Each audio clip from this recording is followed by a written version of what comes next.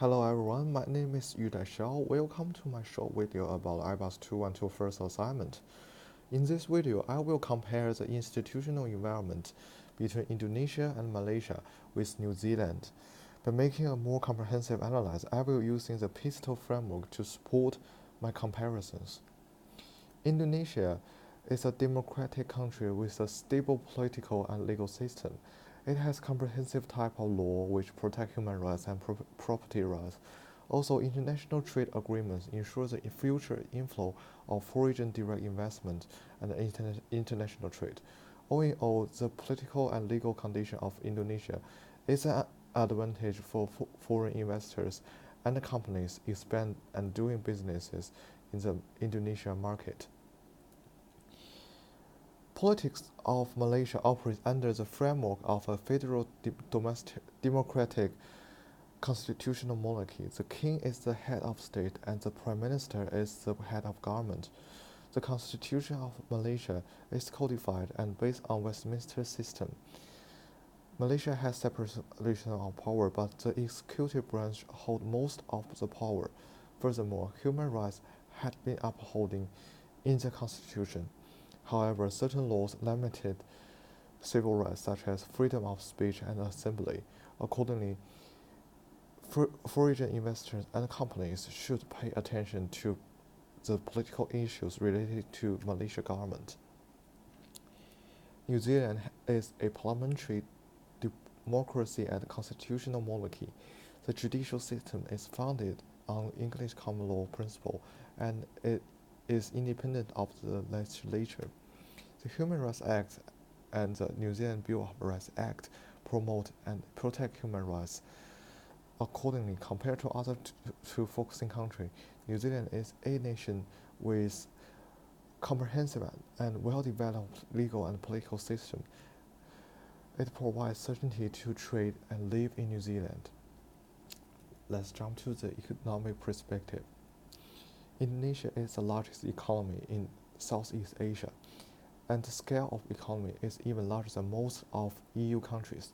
Moreover, GDP per capita has constantly increasing since year 2015, which indicate a general improvements in the national living standard. Foreign direct investment remains stable since 2013. Indonesia is also rich of natural resources such as coal, minerals, oil, and gas. Malaysia is the 36th largest economy in the world. National GDP per capita has rising since 2015. More importantly, the mean monthly household consumption expenditure for Malaysia increased 6% from 2014 to 2016. This means that households in Malaysia has greater consumption power. New Zealand is the 52nd largest world economy. The growth of economy trends to be stabilized with 2.5 annual growth rate. In terms of employment, about 77% of people aged between 15 to 64 in New Zealand have a paid job. More importantly, household disposable income has constantly increasing since 2010. Let's jump to social-cultural perspective.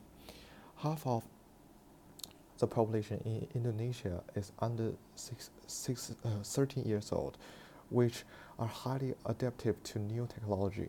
Moreover, working age population is set to rise during next decade, which is also a good indication for foreign business investors. Malaysia has the talented workforce. Human capital of Malaysia is with a high literacy rate of 95%. Malaysia government is also keen to encourage overseas talented workforce back to Malaysia to support local development. New Zealand workforce has a balanced work and lifetime with well-educated and skilled background.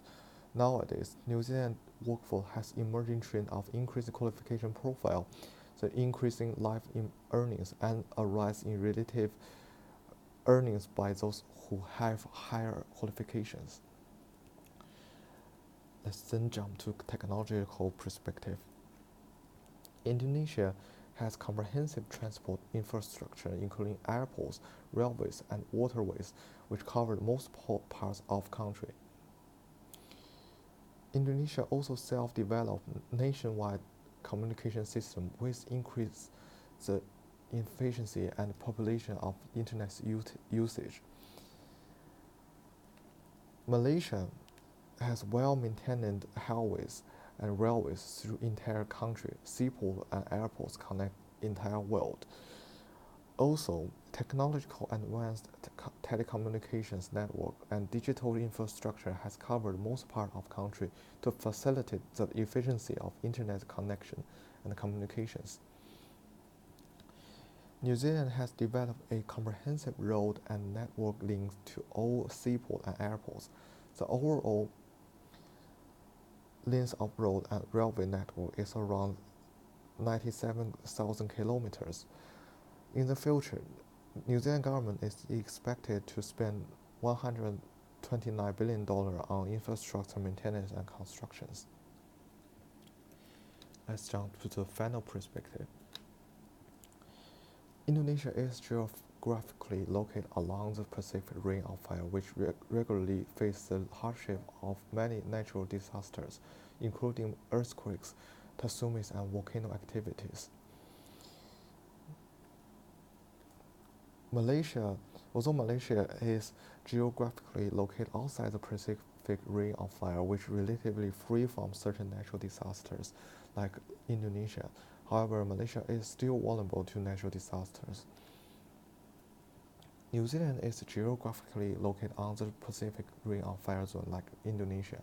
Earthquake is the most frequent and harmful disaster in New Zealand.